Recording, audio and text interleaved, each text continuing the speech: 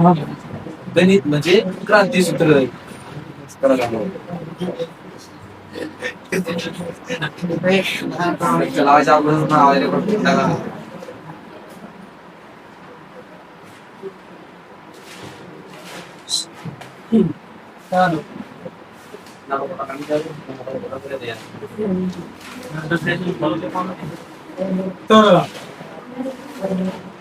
नफा तोटा खरं तर वेगळं चॅप्टर नाही, ज्याला टक्केवारी समजले त्याच्यासाठी हा अवघड नाही.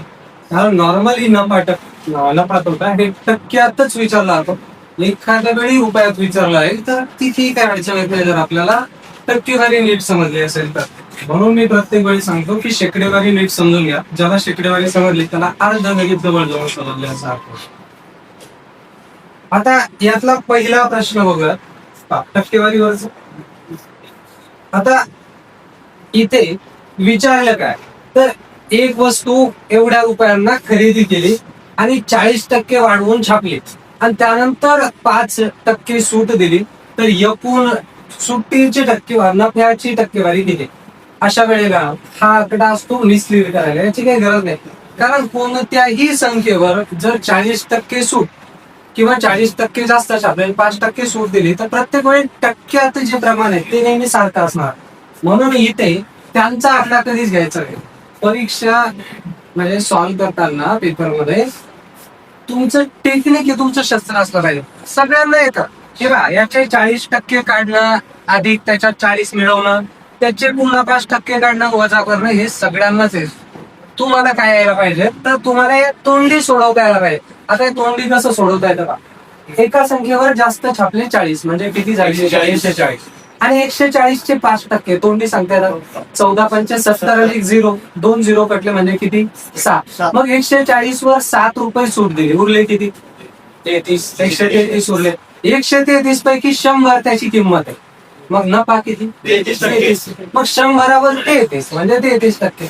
मला सांगितलं काही सोडवण्याची गरज पडली का, एक आकडा सुद्धा लिहायची गरज नाही, तोंडी सांगता येतं. जर हा आकडा आपण कन्सिडरच नाही केला, आपल्या मनाने घ्यायचा. किती घेतले 100 रुपये, मूळ किंमत 100, ही जी आहे त्याला 100 म्हणलो.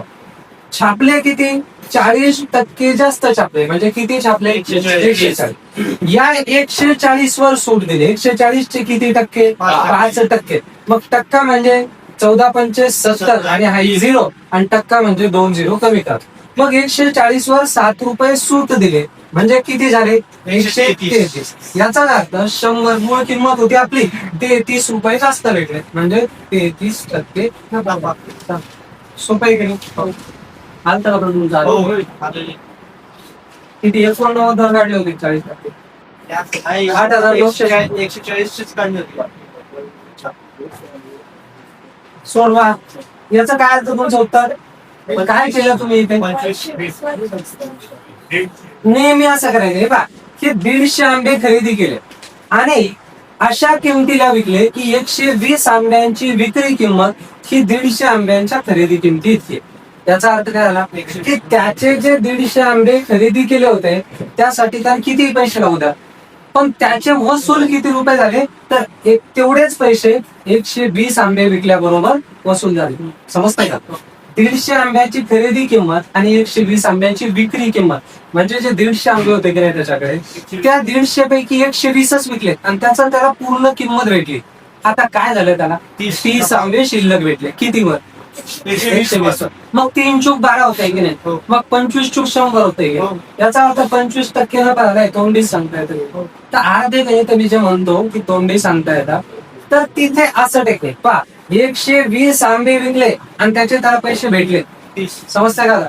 150 आंबे तू विकत घेतले आणि 150 पैकी 120 विकल्याबरोबर तुला जेवढे पैसे तू आधी खर्च केले होते ते तुला भेटले.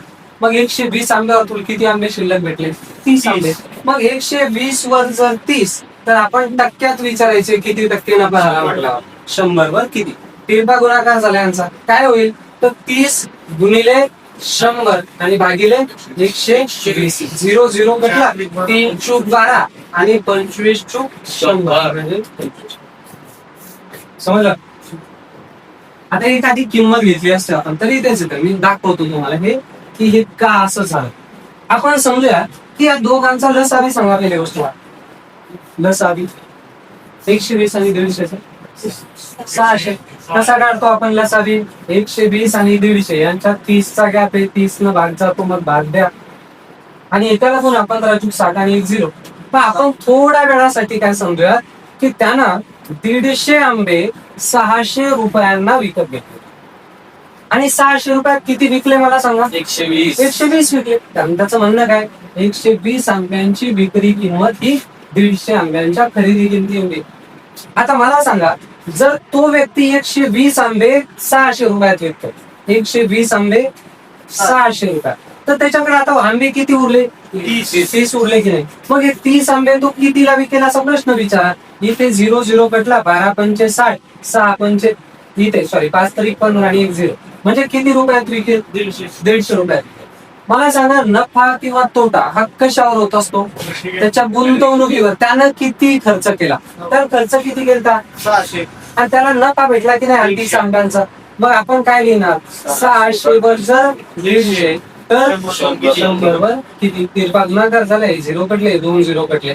आता 6 साईन 2 12, 3 उरले, 6 पंचे 30, म्हणजे झाला की नाही 25%. पण हे नाही करत बसायचं, कधी ध्यानात ठेवायचं की या दोघांमधला कितीचा फरक आहे. 120 आंबे विकल्यामुळे त्याला 150 वस्तूंची किंमत प्राप्त झाली.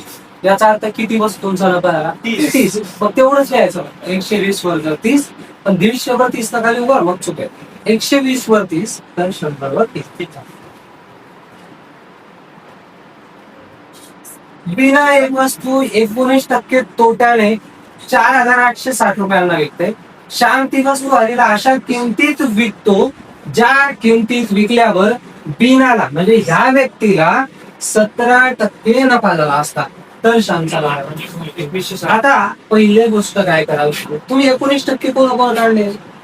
नाही काढले बोल. नाही. पहिलं काम काय करा, 19% तोट्यानं ही किंमत भेटते. याचा अर्थ ती किती टक्के रक्कम भेटते? 81%. मग लिहिणार काय आपण? 81% म्हणजे जर 4860 तर 100% लिहिलं ना? नाही. याच व्यक्तीला नफा होणार होता किती? 17%. याचा अर्थ 117% सुद्धा डायरेक्ट उत्तर भेटतं. म्हणजे कोणतंही इतर कॅल्क्युलेशन करायची गरज नाही. ह्या व्यक्तीला असं केलं 19% तोटा होणार, म्हणजे 81 रुपये भेटणार होते 100 पैकी. आणि जर 17% नफ्यानं विकला तर किती भेटणार? 117. मग फक्त इतकं लिहायचं, 81% म्हणजे एवढं, तर 17% म्हणजे किती? तिरपा गुणाकार करायचा. 4860 गुणिले 117 भागिले 81. आता 81 कोणाच्या कडे?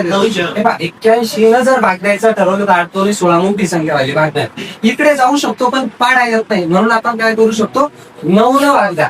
9 9 81. आता इथं पहा, 9 1 9 आणि 2 उरले, 9 3 27. बरोबर. आता 9 न याला भाग जाणार, 9 5 45. किती उरले? 3. 9 चूक 36 आणि हा 0. आता या दोघांचा फक्त गुणाकार. मग हा 0 आधीच देऊन टाकू. 13 चूक 52 2 हातचे 5, 13 5 65 आणि 5 70. म्हणजे काय मिळालं आपल्याला?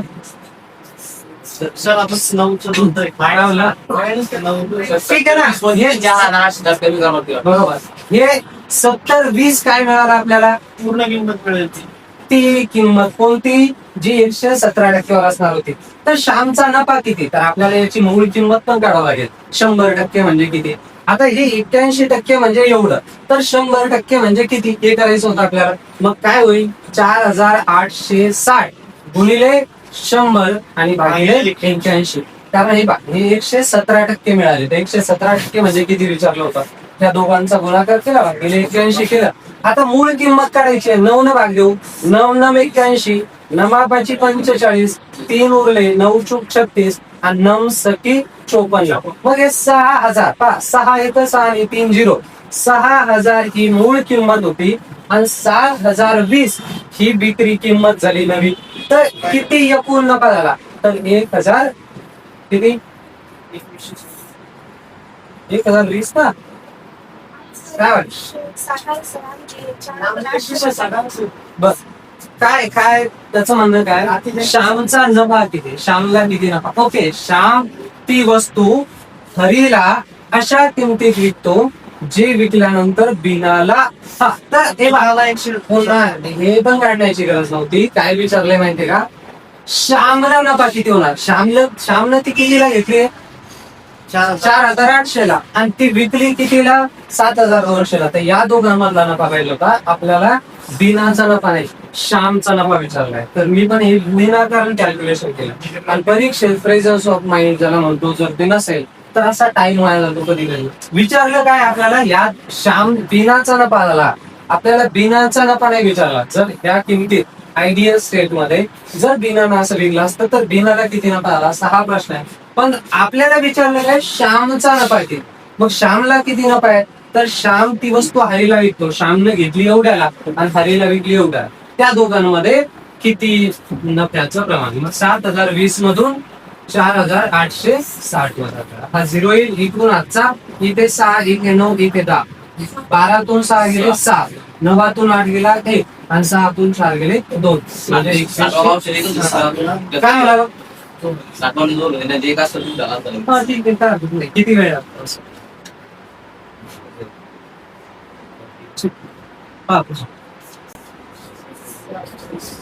एका छापील किमतीवर 20% सूट दिल्यानंतर दुकानदाराला 10% नफा होतो.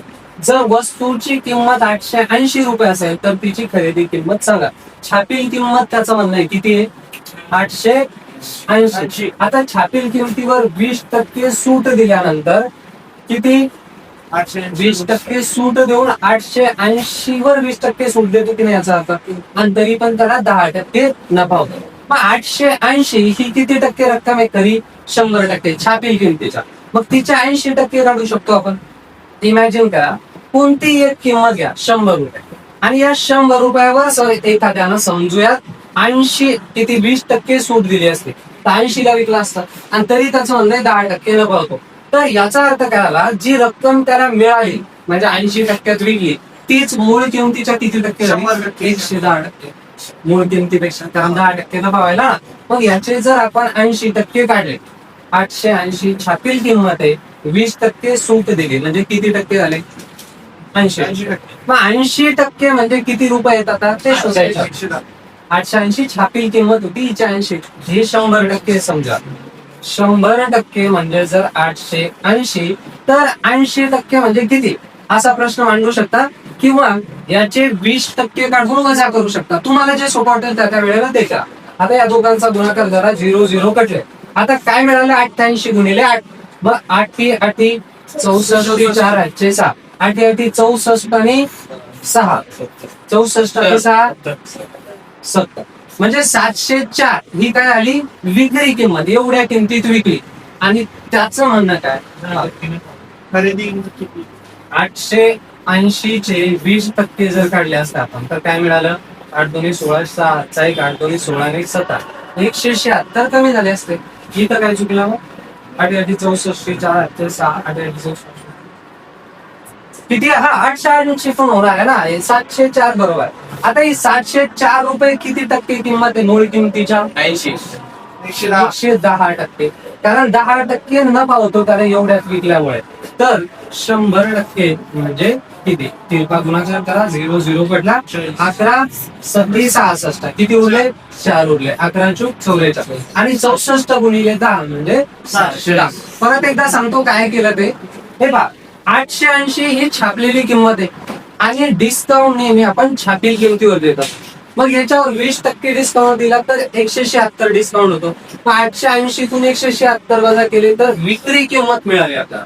आणि त्याचं म्हणणं काय की 10% नफा झाला. याचा अर्थ मूळ किमतीपेक्षा किती टक्के जास्त घेतले, 10%. मग आपण विचारलं की 110% म्हणजे 704 असेल तर 100% म्हणजे किती, मूळ किमतीच्या 110% होती, मग मूळ किंमत 100% असणार. 100% म्हणजे किती, त्याचं उत्तर होतं आपल्याला 640.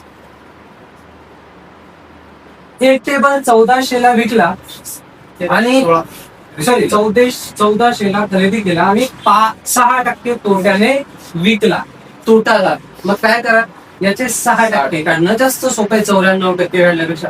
तेव्हा जर तुम्ही लिहिलं 100% म्हणजे एवढे तर 94 म्हणजे किती चालतं, पण जास्त सोपं काय यांचं 6% काढणं. मग 1400 ला 6% काढून वजा करा. मग इथं काय होईल? 14 सकल 84. मग 1400 मधून फक्त 84 रुपये तोटा झाला. म्हणजे 1300 काहीतरी उत्तर असणार आहे की नाही. मग 84 मध्ये कितीची गरज आहे? 16. म्हणजे इथे वजा बाकी तर एकच स्थानी 6 येईल की नाही. इकडून आपण आजचा घेतला. इथे 3, इथे 9, इथे 10 झाले.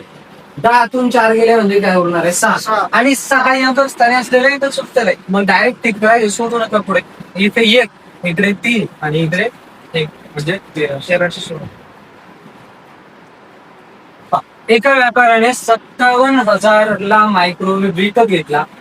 त्याच्या अंकित किमतीवर 64% सूट देतो आणि तरी पण त्याला नफा मिळतो 38%. तर मायक्रोवेव्हची अंकित किंमत सांगा.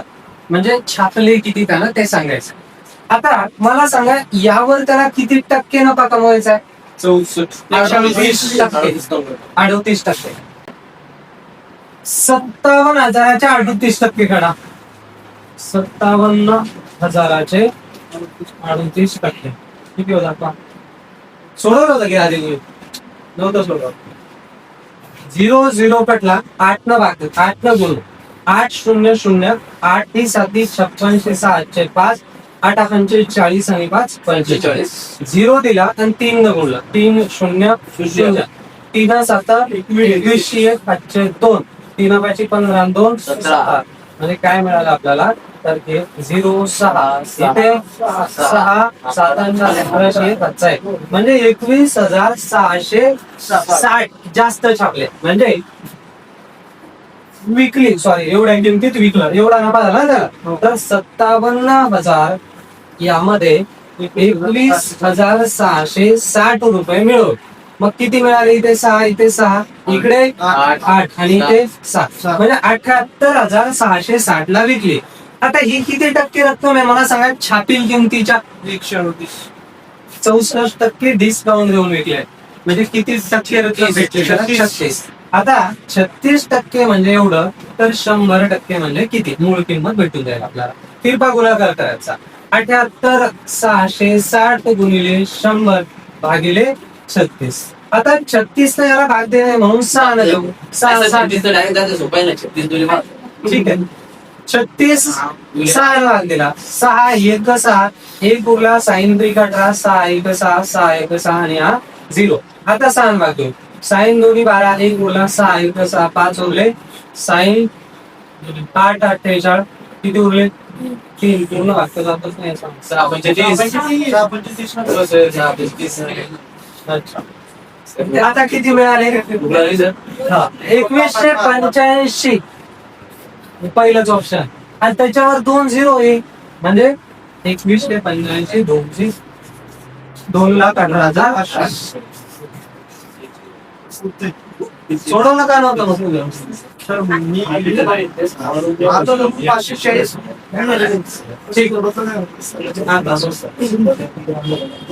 हा 985. बरं, आलं याचं उत्तर तुमचं? पहा, एने एक वस्तू 12% तोट्याने विकली, बीने ती सी ला 20% नफ्यानं विकली आणि जर ती सी ने त्या वस्तूसाठी, हे पहा, बीनं सी ला 20% तोट्यानं विकली आणि तीच किंमत आहे 1222 रुपये. सी ने त्या वस्तूसाठी 1122 रुपये दिले असते, तर ए साठी त्या वस्तूची खरेदी किंमत किती? मूळ किंमत सांगायची आहे. आता आपण 100 वर कॅल्क्युलेशन करायचं. मला सांगा, 100 रुपयाची वस्तू ए न घेतली आणि त्यानं 12% तोट्यानं विकली, म्हणजे कितीला विकली? 88 रुपयाला विकली. ही झाली बी ची किंमत, बरोबर.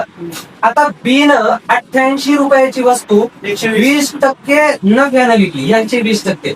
88 दुनी 176. आता 176 आणि हा एक 0, याचा अर्थ काय आला? 17.6. म्हणजे यावर त्यानं 17.6 नफा कमवला. म्हणजे 88 ची वस्तू 17.6 एवढ्या किमतीत नफा घेऊन विकली. तिथे 6 8 7 15 5 1 म्हणजे 105.6 रुपयाला विकली. इतके कळतो की कोणाला विकली? सी ला. म्हणजे सी ला एवढ्या किमतीत विकली की नाही. मग आपल्याला प्रश्न विचारायचा की त्यांच्या सी ची किंमत, आपल्या सी ची किंमत किती आहे? 105.6. आणि त्यांच्या सी ची किंमत आहे 1122. तर आपल्या ए ची किंमत जर 100 असेल तर त्यांच्या ए ची किंमत किती झाली. तिरपा गुणाकार करा यांचा. 1122 गुणिले 100 भागिले 105.6. त्याच्या जागी काय करू आपण 1056. भाग इकडे वरती 0 दिलाय पॉईंट साठी. आता या दोघांना भाग कोणी द्यायचा, तर इथे आपण 3 न 6 न भाग जातो का चेक करू शकतो. तर हे 6 म्हणजे 3 न भाग जातो, याला पण 3 न भाग जातो. 11 ओके 11 नाही 11 99 किती उरले 6. 11 11 1 11 0 द्या आणि 11 दोन्ही 22. आता 102 आणि 96 यांच्यात कितीचा गॅप आहे 6 म्हणजे 6 न पूर्ण भाग जाऊ शकतो. आता 16 सक 96 आणि इथे 17 संगीत वर्ष. आता 16 न या दोघांना भाग देणं म्हणजे पॉइंट येणारच हे कळतं आपल्याला. 17,000 सरळ सरळ आपण असं लिहू 17,000 भागिले 16. 16 1 16 ओके किती उरले 1. आता भाग जात नाही मग 0 न सगळे हे 2 ऑप्शन तर कटले. आता हे 2 ऑप्शन उरले. आता फक्त इतकं पाहायचं पुढचा भाग 3 न जातो का 6 न या 2 वर डिसाइड होतं आपलं उत्तर. आता इथं काय होईल तर 0 न वरतून 0 घेतला 16 सकट 96 म्हणजे 6 न भाग गेला. आता पुढे चेक नका करत बसू येणार आहे ते 2.5 परंतु गरज नाही त्याची. काय होईल इथे 96 म्हणल्यावर 4 उरले वरतून 0 घेतला 16 दोन्ही 32 किती उरले 8 उरले 16 पंचे 80 म्हणजे 1082.5 62.5 येणारच होतं. पण इथे 6 वर गेल्यावर गणित पुढे सोडवायचं असतं टाइम वाचवायचं. याचा अर्थ आहे 500 रुपयांचे खेळणे खरेदी केले, पॅकेजिंग वर 50 रुपये खर्च केला.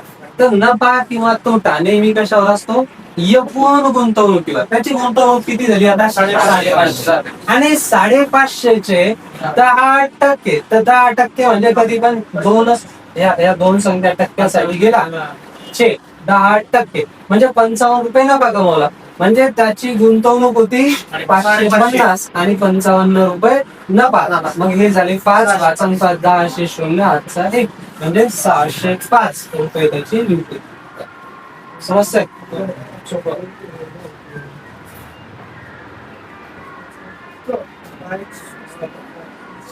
दरवाजा लुटून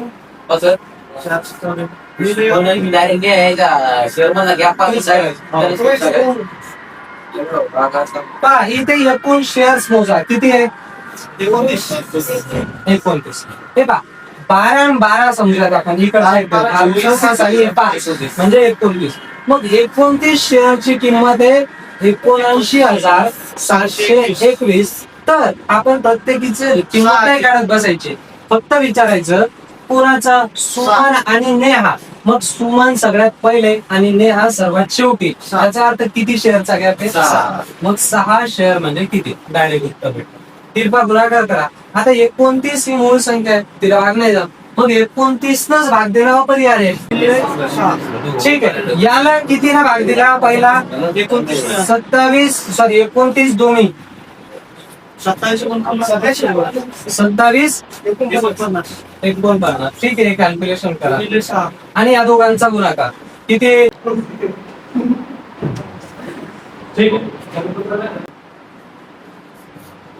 एखादी वस्तू 50% सूट देऊन विकली आणि तरी पण 30% नफा मिळतो तर अंकित मूळ किमतीपेक्षा किती. आता हा प्रश्न आहे याच्या आधी झालाय तेव्हा तुम्हाला वेगळी किंमत दिली होती तर दिली नाही. आपण कोणतीही किंमत घेऊ शकतो कोणती घेणार आपण 100. मग 100 रुपयाची वस्तू कितीला विकाल मला सांगा 50% सूट देऊन विकाल. 100 रुपयाची तुमची वस्तू आहे तुम्हाला नफा कमवायचा आहे 30 रुपये म्हणजे कितीला विकाल 130 ला. त्या 50% सूट देऊन आधीच नका विकू.